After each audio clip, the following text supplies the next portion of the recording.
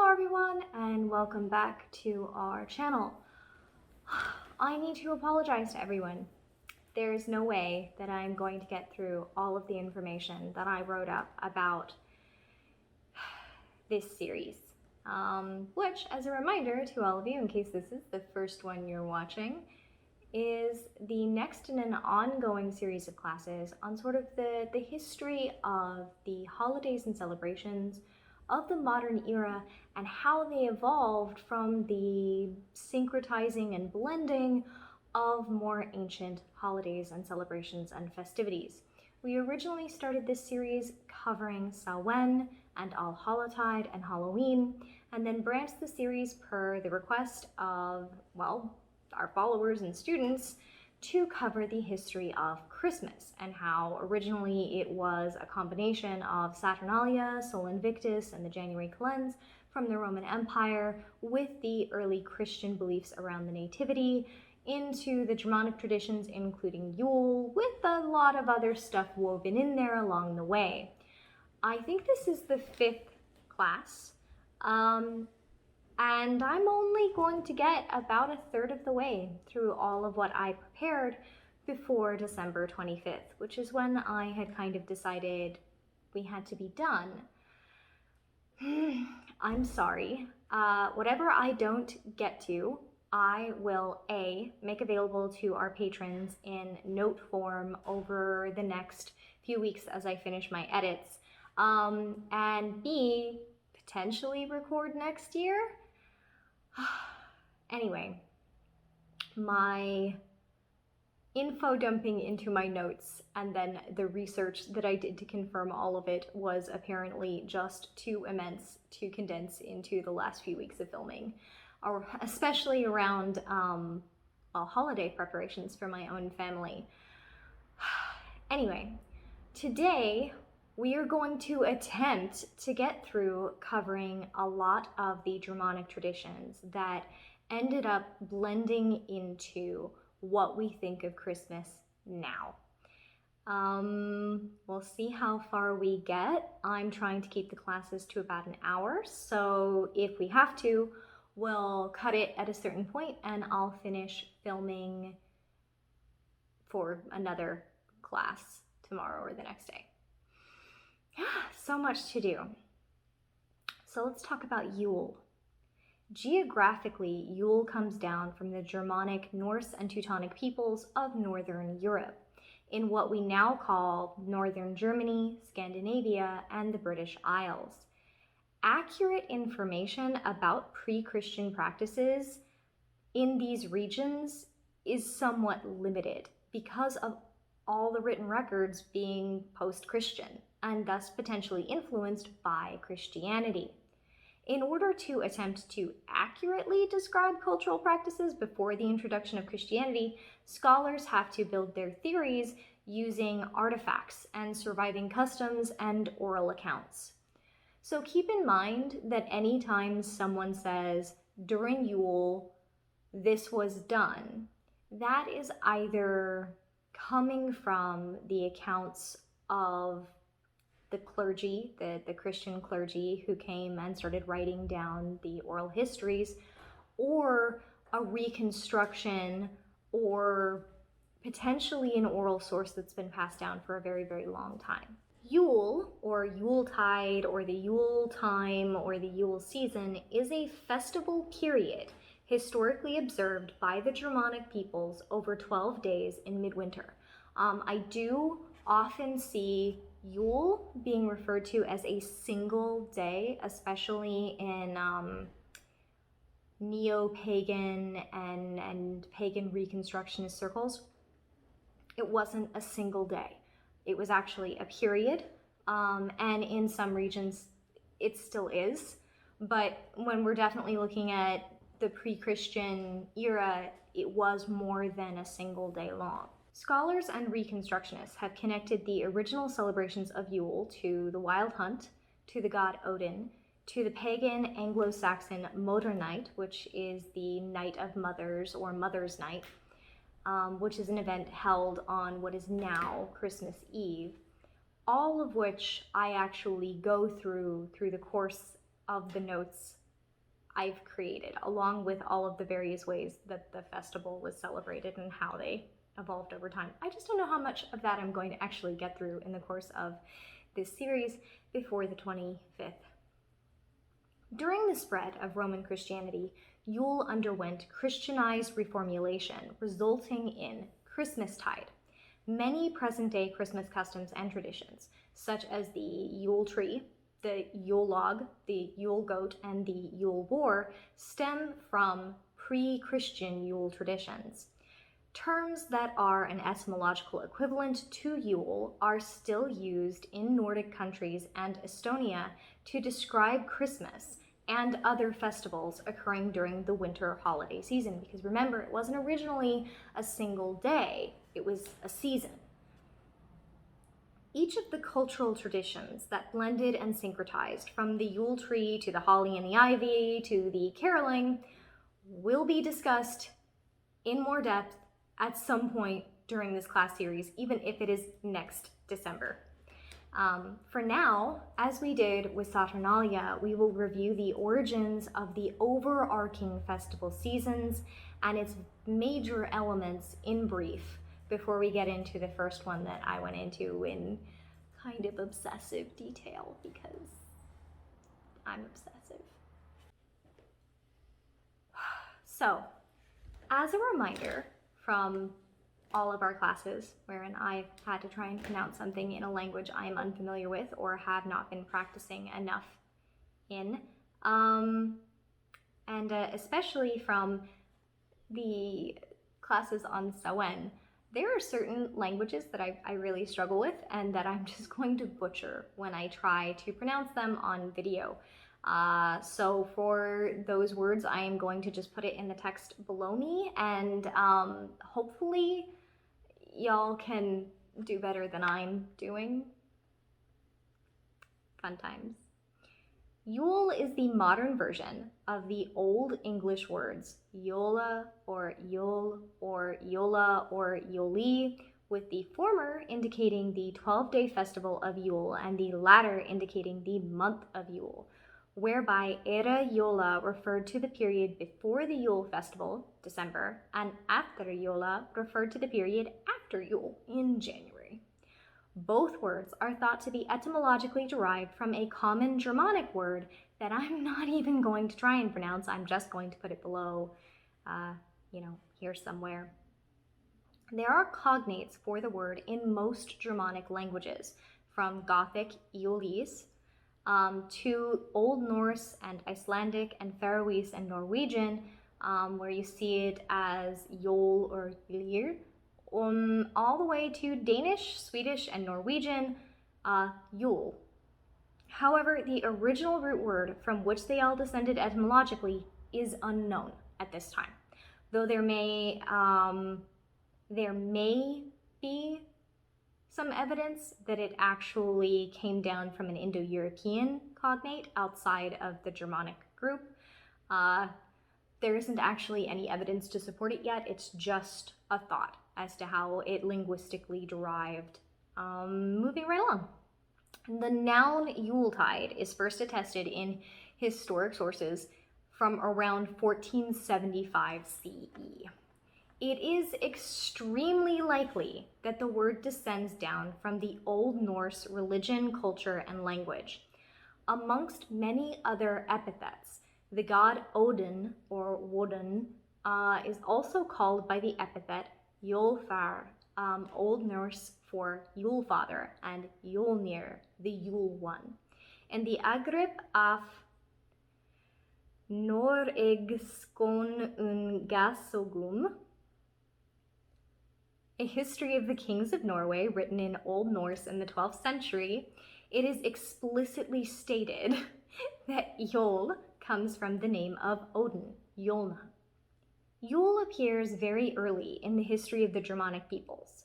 In the 4th century Gothic language, it appears in the month name Fruma Julius, and in the 8th century, the English historian Bede, who lived from around 672 or 73 CE to the 26th of May, 735 CE, also known as Saint Bede the Venerable Bede and Bede the Venerable, an English Benedictine monk, wrote that the Anglo-Saxon calendar included the months Yola or Yuli, corresponding to either the modern month of December or the month of December combined with the month of January. While the Old Norse month name Lir is similarly attested, the Old Norse corpus also contains numerous references to an event by the Old Norse form of the name Yule. One source for how Yule developed and what the word meant is the Prose Edda, also known as the Younger Edda, Snorri's Edda, and historically simply as Edda, an Old Norse work of literature written in Iceland during the early 13th century, which is generally assumed to have been some extant written or at least compiled by the Icelandic scholar, law speaker, and historian Snorri Sturluson, who lived from 1179 CE to the 23rd of December, 1241 CE, and that he wrote this around 1220 CE. The Prose Edda is considered the fullest and most detailed source for modern knowledge of Norse mythology, the body of myths of the North Germanic peoples. It draws from a wide variety of sources, including versions of poems that survive into today in a collection known as the Poetic Edda. In chapter 55 of the Prose Edda book, Skaldskaparmal, different names for the gods are given. One is the Yule Beings, a work by the skald Eyvindur Finnsson Skald Aspelir, a 10th century Norwegian skald and the court poet of King Hakon the Good and Earl Hakon of Hlodger, that uses the term is also quoted. Again, we have produced Yule Beings' feast, the mead of poetry, our ruler's eulogy, like a bridge of masonry. In the plural for the Old Norse Yolnar, the Yule ones may refer to the Norse gods in general. In Old Norse poetry, the word is often employed as a synonym for feast, such as in the Kenin Hugins Yule, translated as Hugins Yule, a raven's feast. Some etymologists even think that the Old French Yolif, which became the French word Yoli, which was borrowed into English in the 14th century as jolly, is itself borrowed from the Old Norse Yule, with the Old French suffix of if compared to the Old French asif, meaning easy, where you get modern French festif and feast and combined with if, and I'm going to stop because I'm etymologically torturing myself. But essentially, the idea is that jolly as a concept actually comes all the way down from this concept being used in the Old French to mean a feast. Right. According to the Norse historian and saga translator Lee M. Hollanders, Hollander lived from November 8th, 1880 to October 19th, 1972 CE, translation of the Heimskringla by the aforementioned Snorri Sturluson, who is going to just come up an enormous amount during these courses. Snorri, not Liam Hollander.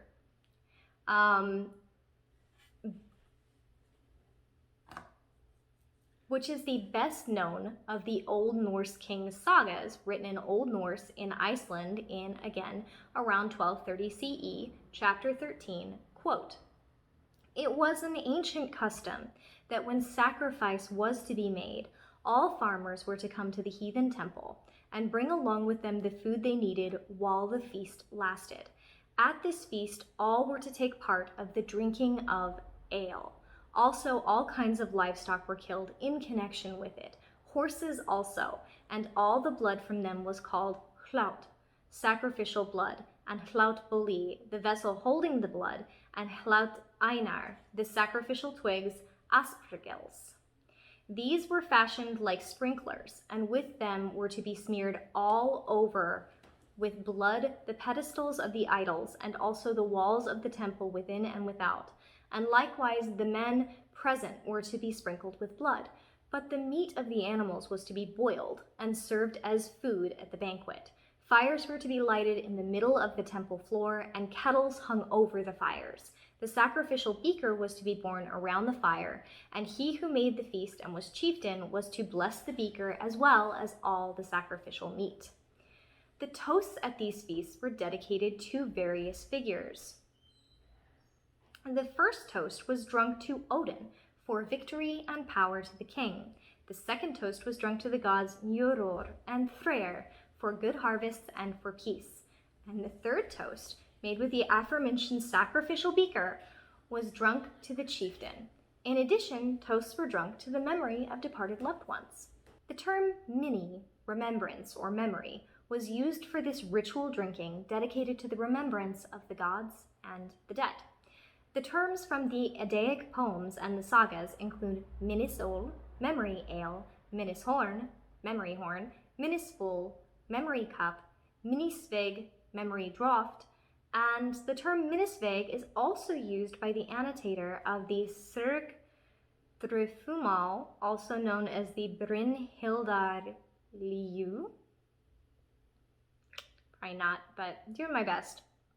The conventional title given to a section of the Poetic Edda text in the Codex Regius, which was written in circa 400 CE before the Valkyrie's invocation to the gods.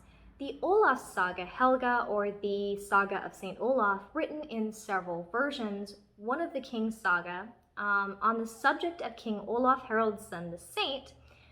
Various versions date to around 1190 to 1230 CE, says Miniol Signul Asum, they dedicated memory ale to the Aesir. Memory cups that were dedicated to individual gods were also named according to the gods they were dedicated to. For example, Odinsfull, Njörðarfull, Freyr's-full, etc. This custom continued uninterrupted into the Christianization of the region, but they were then drunk to Christ Mary and the saints, Christmini, Michaelsmini, etc. The term mini is the exact cognate of the Middle High German minne. The German word had the exact same meaning of remembrance of absent or departed loved ones, but acquired the meaning of romantic longing for an unattainable person of higher status in courtly culture, which gave rise to the genre of minnesang and the personification of remembrance as Frau Minne.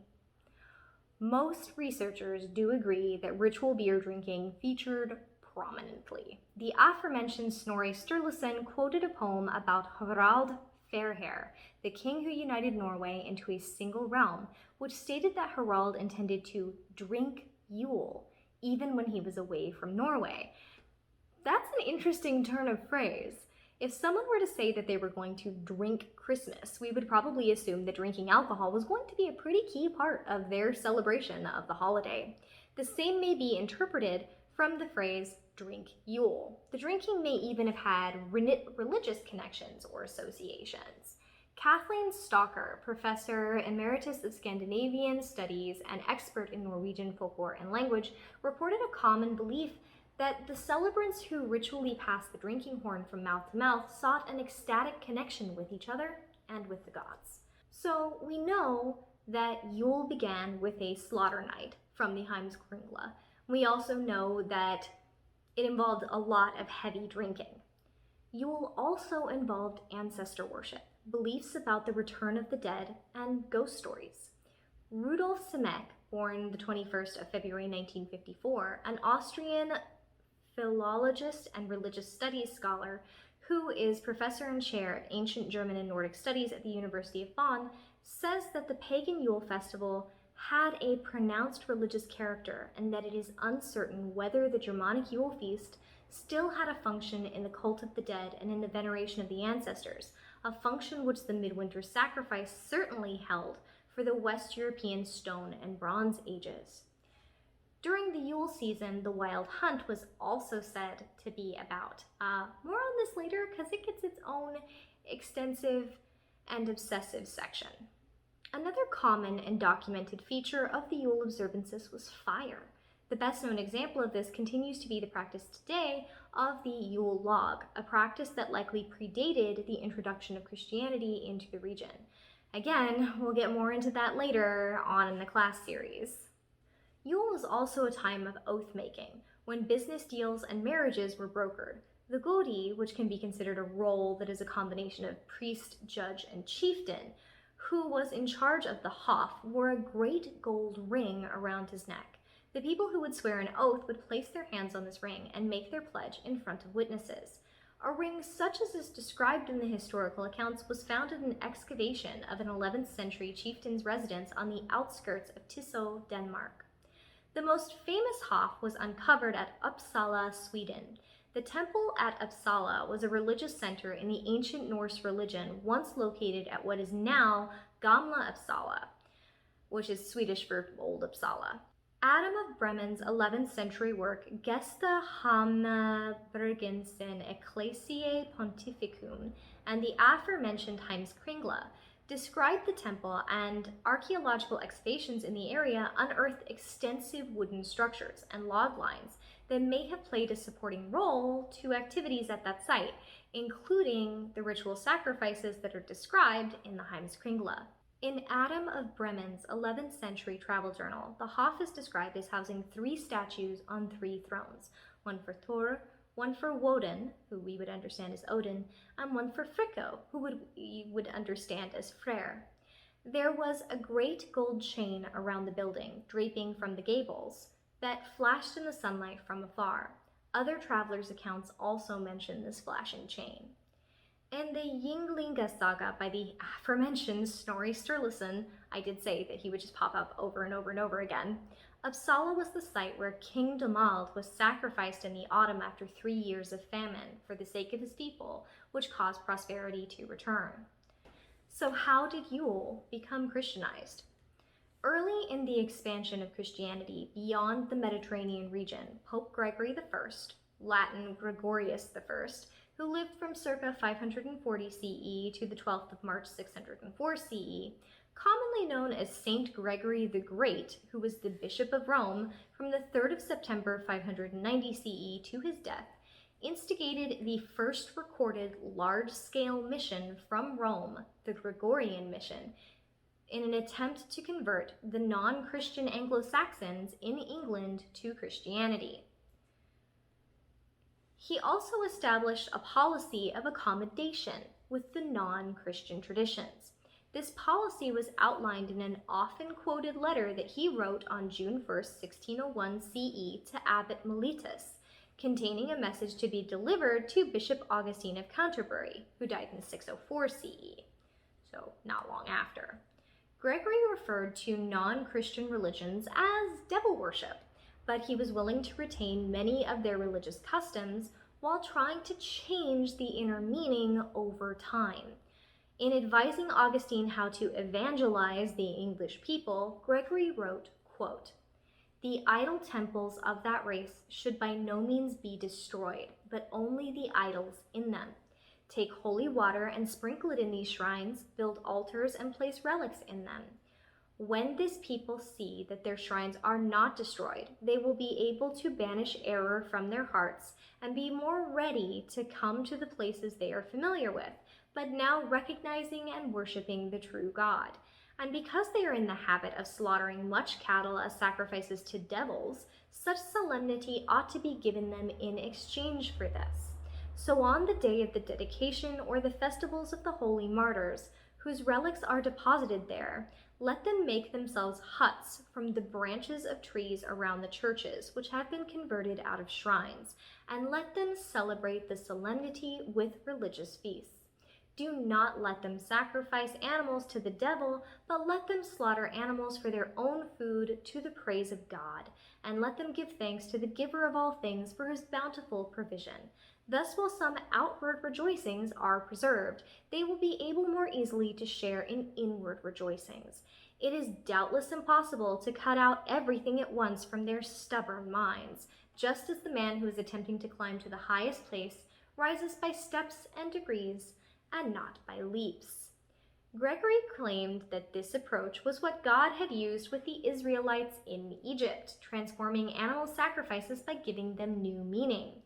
Some other Christians also would point to the Bible story where the Apostle Paul stood in front of the Areopagans in Athens and referred to the altar of an unknown god among all the other Greek gods and goddesses as being the Christian god, like being for the Christian god, greater than all the others. Acts 17:22-34. Paul used the trappings of a rival religion to make a case for his god. Thus, when Christians picked up symbols and practices of newly encountered culture, it was not necessarily accidental, but rather purposeful, as exemplified in Pope Gregory's letter. It was sometimes a conscious strategy to co-opt local customs and use them to advance Christian meanings. Whether the Christians knew it or not, they were also being heavily influenced in return. Christianity expanded throughout the world, carrying the celebration of the birth of Christ on December 25th with it.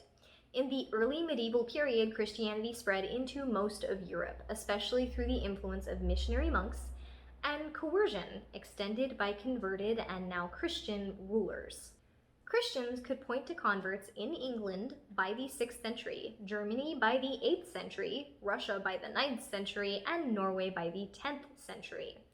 The records of the 10th century in Norway give the clearest recorded example of a Christian ruler manipulating existing traditions to align them with Christian values in order to gradually convert a populace.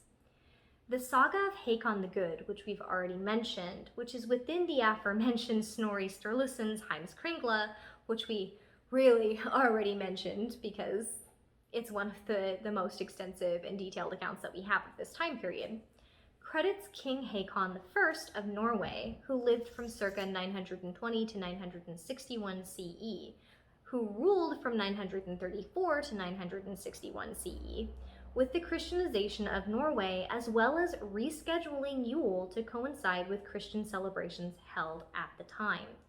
The saga says that when Hakon arrived in Norway, he was already a confirmed Christian, but since the region was still non-Christian, Hakon hid his Christianity in order to receive the help of the great chieftains. In time, Hakon worked to have a law passed that established that Yule celebrations had to take place at the same time as Christians celebrated the birth of Christ on December 25th, which we already covered just recently, like how we know when they had their first one in Rome and that it was right before or right after the death of Constantine I. I'll just point up here, somewhere here will be a link to that particular video where we cover how we know when the first Christian celebrations of Christ's birth fell on December 25th in Rome. Anyway, the Saga of Olaf still in the Heimskringla cycle, chapter 15. He made a law that the festival of Yule should begin at the same time as Christian people held it, and that every man, under penalty, should brew a meal of malt into ale, and therewith keep the Yule holy as long as it lasted. Before him, the beginning of Yule, or the slaughter night, was the night of midwinter, December 14th, and Yule was kept for 3 days thereafter. So that's interesting. We know from sort of what we've already covered that in some cases it was an entire season that then had specific nights like Modern Night and some other ones that we're going to get into as we go within it. And here we have an account that says, you know, the night of midwinter, the night when Yule was celebrated, was December 14th and the 3 days thereafter. In Hollander's translation, the part on the ale specified a fine for those who did not celebrate Yule on the 25th. Quote, and at that time everyone was to have ale for the celebration with a measure of grain, or else pay fines, and had to keep the holiday while the ale lasted. This historical record is in direct contradiction to the narrative that Christians took the date of December 25th in order to appropriate from Yule. Rather, the celebration of Yule may have been moved from when it was practiced in order to coincide with Christians who were celebrating the birth date of Christ in Rome. Now, whether or not Christians took that date because of Saturnalia and Sol Invictus, that's another matter. We already covered that. We covered the theory that Christians, in particular, the Christians that were part of Constantine's circle, selected December 25th in order to place the celebration of Christ's birth on Sol Invictus. Then the Christians spread into the Germanic regions and they say, okay, we're going to take this month to 2 month long celebration period that has several different specific nights within it that celebrate various different figures in various different regions, and we're going to move them and say, okay, you can still celebrate this, but you're going to celebrate it at the same time as we celebrate our holiday, and you're going to be celebrating our God. Now, they eventually got to that latter part. You're going to be celebrating our God. But they started with this undercover Christian moving the celebration of Yule to December 25th. At least that's the historical account that we have documented. Hakon planned that when he had solidly established himself and held power over the entire country, he would have the gospel preached. As he was an incredibly popular ruler, the narrative described that many of those in the region allowed themselves to be baptized, and some people stopped making sacrifices.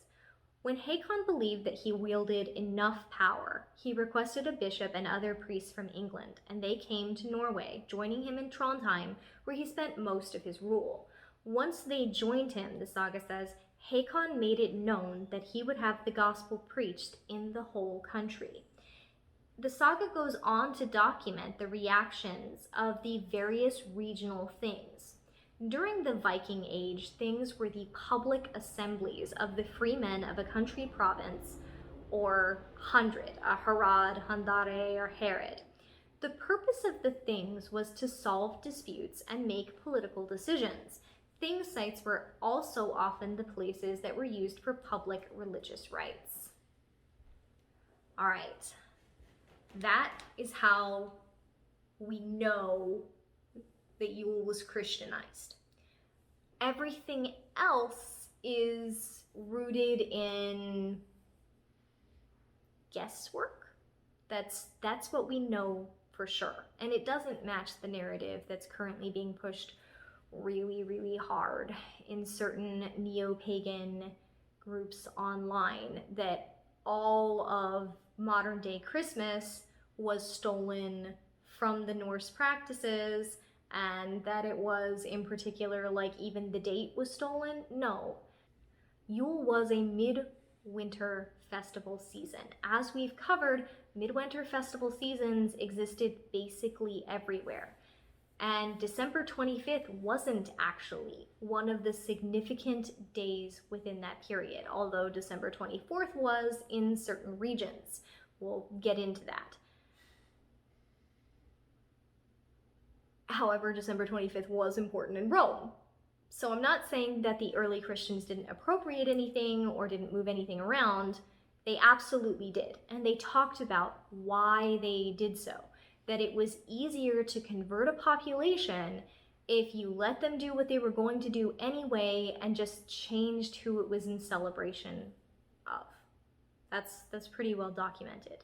So I'm not saying the appropriation wasn't happening. I'm saying let's be accurate about what appropriation was happening and when and how we know that. All right, I think I'm actually going to stop the class there, because the next thing I want to cover is the wild hunt. And it's gonna take a while. I think I probably have more than an hour's worth of content just on the wild hunt alone.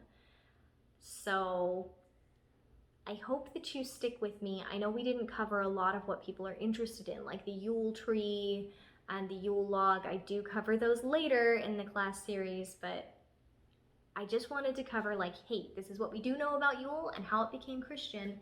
And then I really want to move into the wild hunt and figures like Perkta and how Perkta comes into all of this.